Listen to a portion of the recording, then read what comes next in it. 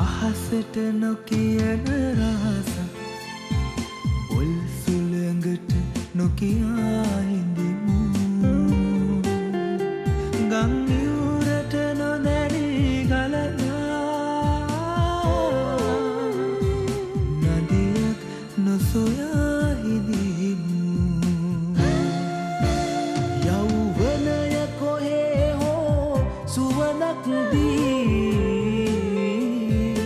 මලක් වෙලා පිපෙනා මේ අරුමැති ලෝකයායත් පෙම් කවියක් යැයි සිතමු සිතමු සඳ එළිය මගේ යැයි කීවත් ඔබ අඳුර නොවනු මැනවී ඔය අඳුර නිසා මේලියේ හරි අගය සොයනු බැරිවේ හරි අගය සොයනු බැරිවේ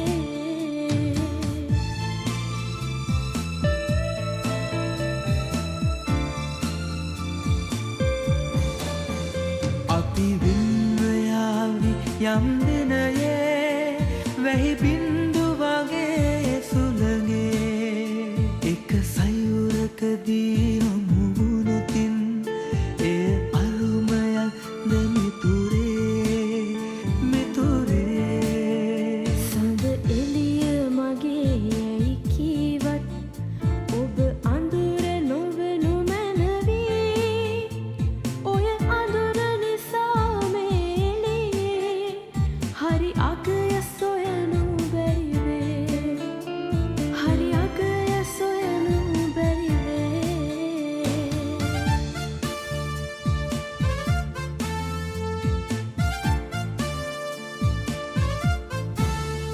සඳ සඳම වේවි ගඟ ගඟම වේවි සුළඟට තව නම් ගම් නෑ කොයි කොතනකදී හෝ ඔබ මා හමුවනු ඇති උරුදුරුවින් සඳ සඳම වේවි ගඟ ගඟම වේවි සඳ සඳම වේවි ගඟ ගඟම වේවි සඳ සඳම වේවි ගඟ ගඟම වේවි සඳ සඳම වේවි ගඟ ගඟම වේවි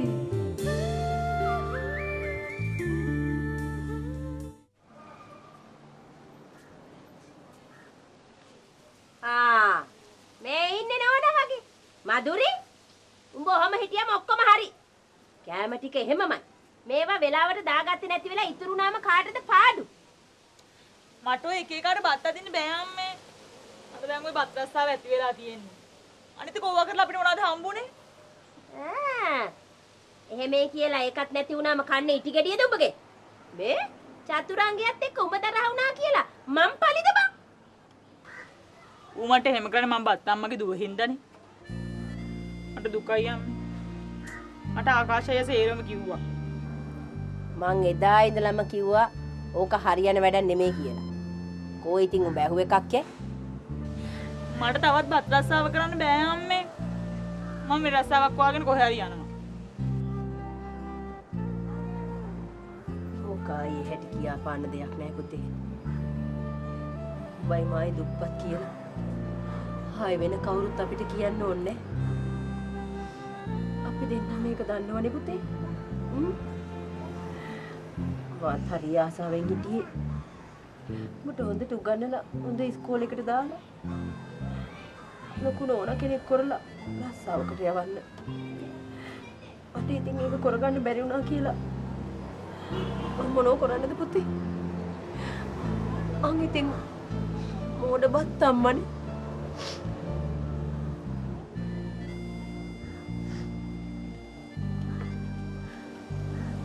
මම බත් ටික දාලා එන්න.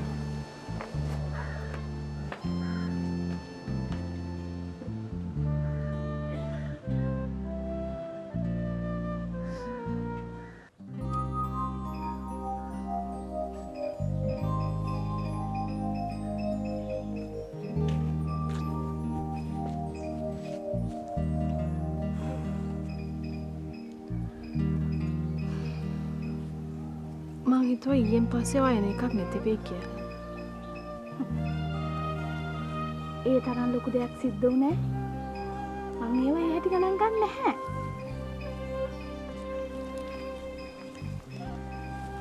ගෑණියෙකුට මොනවද ඊටත් වඩා දෙයක් අහන්න තියෙන්නේ? අම්මා ඔයාව හැමෝටම පාවා දුන්නා. ඔයාව ඔච්චර හිතන්න එපා. ඒ නැන්දම්මගේ හැටිනේ. මං ඒව අමතක කළා. ඔයත් ඕව අමතක කරන්න. එහෙම හැමදේම අමතක කරලා හෘද සාක්ෂය නැති කෙනෙක් විදිහට ජීවත් වෙන එකේ තේරුම මොකද්ද? හෘද සාක්ෂය නැති කෙනෙක් විදිහට ජීවත් වෙනවා කියන්නේ මරුණ කෙනෙක් කියලායි මං අහලා තියෙන්නේ. මොනවද චාපක්කේ මේ කවදාවත් නැතුව අමුතු දේවල් ගැන කියවන්නේ? ඒ මගේ දැනුගත්කම. මේකෙන් මටවත් ප්‍රයෝජනයක් නැහැනේ. ඇයි උත්තර මට මගේ නංගි වගේ ඉන්න බැරි වුණේ?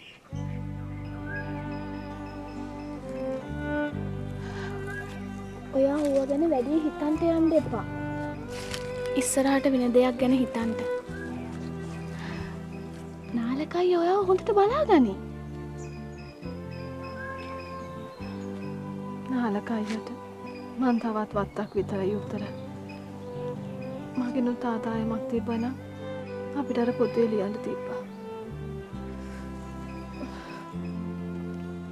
ආයි මගේ ඕක කියන උත්තර මට නිකන් කලන්තේ වගේ මාවගේ ටික යන්න කොයින්ට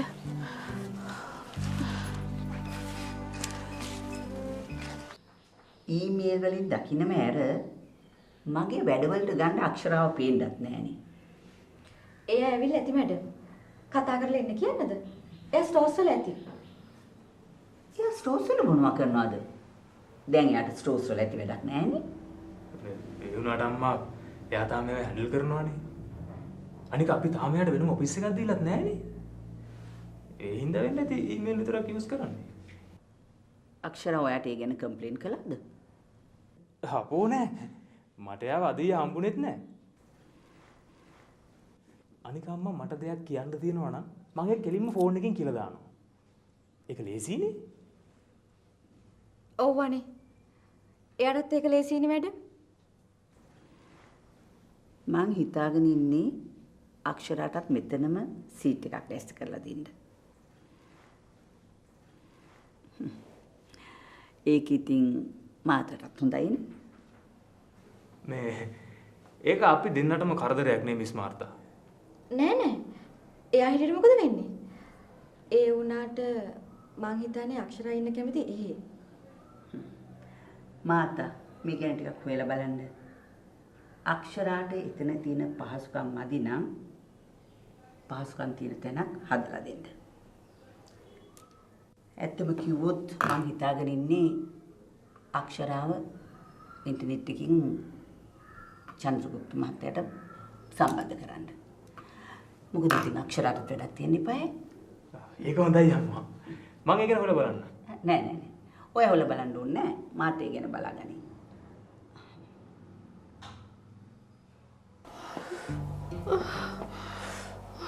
අනේ අක්කේ දැන් ඔයාට කොහොමද? අනේ උත්තර මට අමාරුයි. මගේ ඔළුව කකියනවා. ඔයා බය වෙන්න එපා. ඔයාට ඉක්මනට හරියයි. ඉන්නකෝ. මම දෙහි ටිකක් හදාගෙන එන්න. උත්තර මට නංගි බලන්න ඕනේ. එයාට එන්න කියන්න. හොඳයි. ඔයා දැන් නිදා ගන්නකෝ.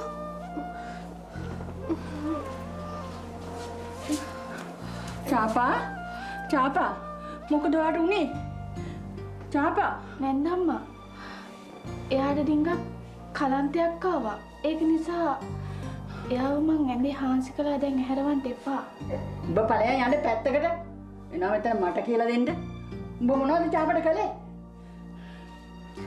මං එද්දි මිදුළු මෙයා අමාරුවෙන් හිටියා. කලන්තේ වගේ කියපු ඉන්න මං ගෙනත් හාන්සි කෙරුවා. මම නොදන්නේ උත්තරාගේ හැටි.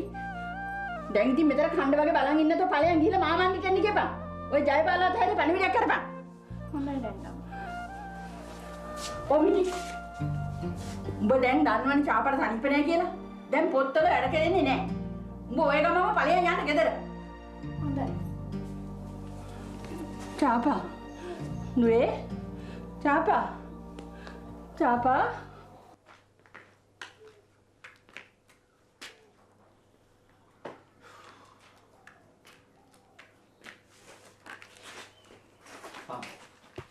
මොකද පරක්කු? මම මේ බඩගින්න බලාගෙන ඉන්නවා. දැන් ඔෆිස් යන්නත් තියෙනවා ආපහු. අද ඩිංගක් ලේට් වුණා. හැමෝටම හදිස්සියෙන් ඉතින්. මගේ අතින් වරදක් වුණා නම් සමා වෙන්න. එයි මధుරි හැමදාම මාත් එක්ක තරහින් කතා කරන්නේ? නෑ. එහෙම එකක් නෑ. මං ඉතින් වැඩි උඩ පයින් නැතු මගේ ගාන්ට හිටියාම ඉවරයි.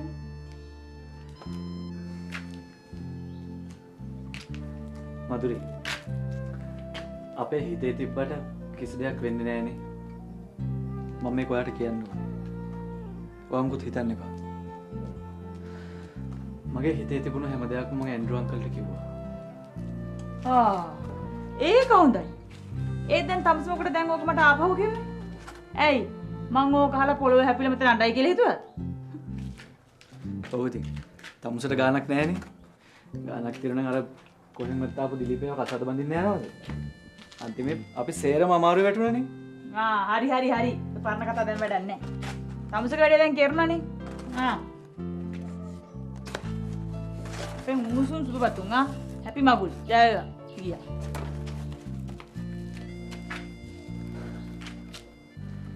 මේක කසාද බඳින්නට වැඩිය හොඳයි.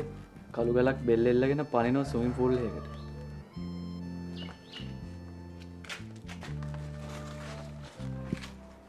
දැන් එතකොට මිස් අක්ෂරා දිගටම ස්ටෝර්ස් වල වැඩ කරගෙන ඉන්න කැමතිද? ප්‍රශ්නයක් නෑ මිස්ටර් ආකාශ්. අනිත් එක මම මෙතෙන්ට ආවොත් ඕගලන්ටත් එක්ක කරදරයිනේ. මං කිව්වේ එයා කැමති එතන ඉන්න. බොරුවට ප්‍රශ්න ඇති කර ගන්නවනේ. ඒක විතරක් නෙමෙයි. මම ස්ටෝර්ස් දාලා ආවොත් වෙන කාව හරි මං වෙනට දාන්න එපා. ඒකත් ඇත්ත. මිස් මාර්තා මට මිස්ටර් පෙතියාගොඩගෙන් ස්ටෝර්ස් වල ෆයිල් එක ඉල්ලන් එනවද? ප්ලීස්. ඇයි? මෙයාට ගේන්න බැරිද? එක්ක කමක් නැහැ මම්ම ගේන්න.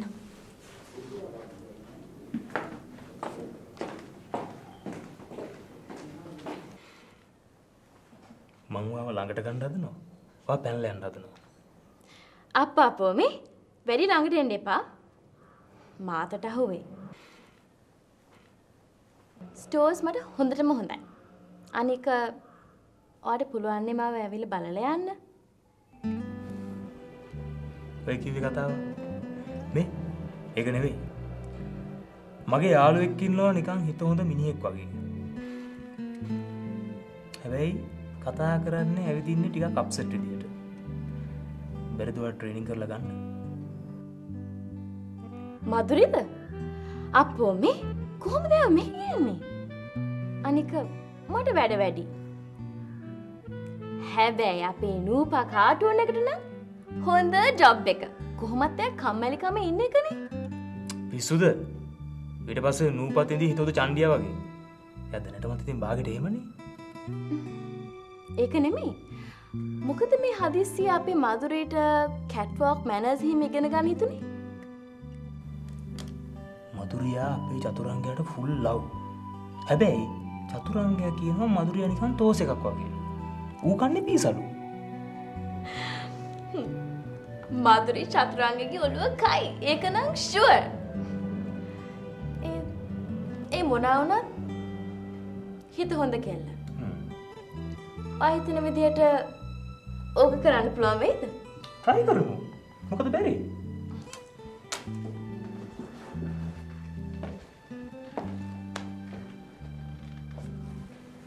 ඔයා බලලා තියෙනවද මයි ෆෙයාලේ?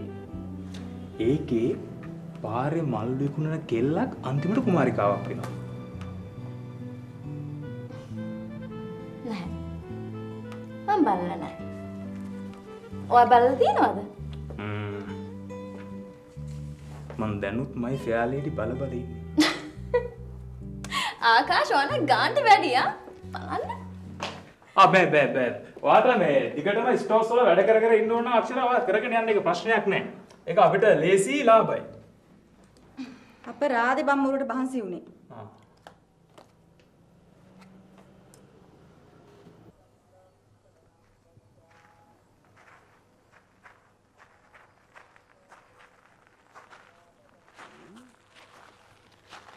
මේක නම් බලාගෙන ඉන්න හොඳ දෙයක් නෙවෙයි.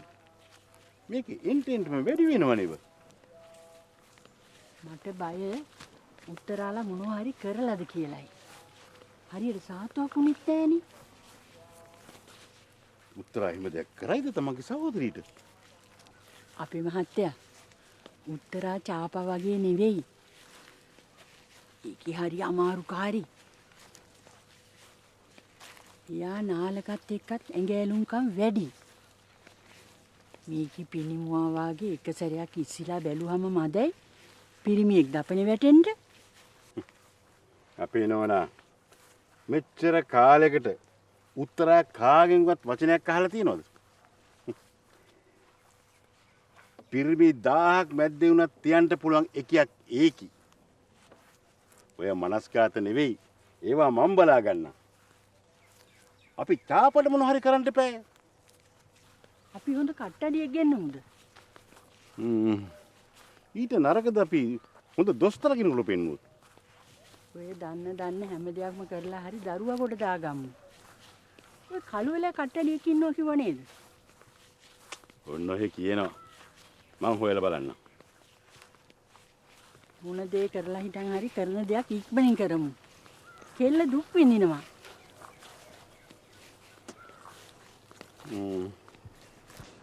අප්පොච්චිට බැයිද චාපක්කව සනීප කරලා දෙන්න?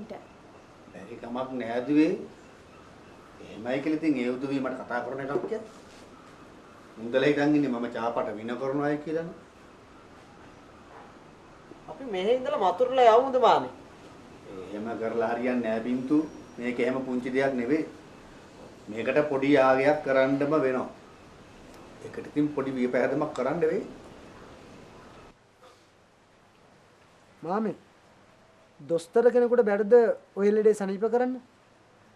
ඒක නම් ඉතින් මට හරියටම කියන්න බෑ. අනික බාසුන්නේ මේක මේ ඇඟේ ලෙඩක් නෙවෙයිනේ. ඕකට හරියන්නේ ඉතින් ඔය යාග සාන්ති කර්මම තමයි. කලු කුමාර දිෂ්ටියද දන්නේ නැහැ. ඔය ළමිස්යන්ට වැහෙනවා කියන්නේ? මට පේන හැටියට නම් ඕක කලු කුමාර දිෂ්ටිය නෙවෙයි. ඕක වෙනින් එකක්.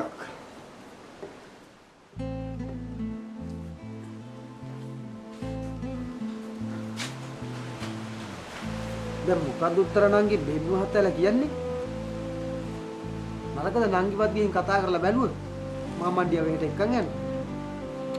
ඔය තරහමරා වගේ දසනීප වුණා. ඒක හරියන්නේ නෑ අයියා. ඒ මිනිස්සු කෙනෙක් මැරුණත් ඔළුව පාත් කරන අය නෙමෙයි. කො අපේ අම්මට කියලා මැරෙනකන් කතා කළාද? ඒකත් එහෙමද? මට දුක චාපා ගැන.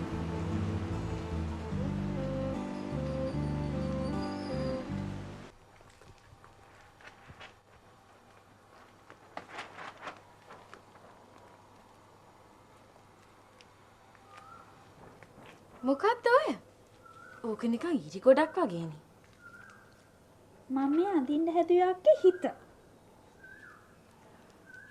ඉතින් ඔයා කොහොමද හිතත් දකින්නේ? හිතක් කියන්නේ පාට ලෝකයක්. බලන්නකෝ.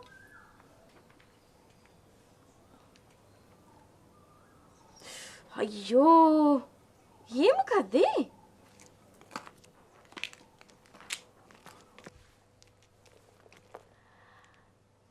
නරකමත් නැහැ. ඒකත් හරියට ඔයාගේ හිත වගේ. කිසිම පිළිවෙලක් නැහැ. මේ ඒක නෙමෙයි. ඔන්න ඔයාගේ ආකාශයට ලොකු ජොබ් එකක් දෙන්න යන්නේ. නෑ. මාත් වැඩට ගන්නද යන්නේ? නැහැ. මේක ටියුෂන් වැඩක්. ඔයාට තියෙන්නේ එයාගේ පිස්සු යාළුවෙක්ව ට්‍රේන් කරලා පෂ් කරන්න. ඉතින් අක්කේ මං ටියුෂන් දෙන්න දන්නේ නෑනේ. එච්චර බය වෙන්න ඕනේ නෑ ළමයෝ. ඔයා හයි ස්කූල් යද්දී ඔයාට කැට් වොක් එක කියලා දුන්නේ. ඔන්න ඔයාට තියෙන්නේ ඒ යාළුවට කැට් වොක් එක කියලා දෙන්න. එයාට කැට් වොක් ඉගෙන ගන්න ඕන පූසෙක් ළඟට යන්න කියන. මං පූසෙක්ද? හානේ යාළුවෙක් උදව්වක් ඉල්ලුවාම ඔහොමද කතා කරන්නේ. මේක ලව් කේස් එකක්. බොයිස්ලා එයාට ලව්. එයා බොයිස්ටත් ලව්. ඒත් බොයිස් හිතන්නේ එයා තෝසියක් කියලා. ඌ ලව් කණ එකෙක්ද? දැන්ට නම් කාගෙන ඉන්නවා. ඒත් ඒකීට ඕන වෙලා තියෙන්නේ පීට්සා එකක් වෙන්න. එහෙනම් ඉතින් බෑ කියන්න බෑනේ. අනම හොඳ පිටිගුලියක්. දිල් තෝ පාගල්ලේ කියලා. හරි. එහෙනම් ඔන්න ඔය ලෙඩක් බාරගත්තා. මම හෙටම ඒ ගර්ල් මෙතෙන්ට එවන්න. මෙතෙන්ට? ආටි මගේ ඔළුවකයි මේ බිස්නස් කරනවා කියලා. ඔයා බය වෙන්න එපා. මම මේක බලා ගන්නම්. ඔය වැඩේ කරලා දෙන්නකෝ.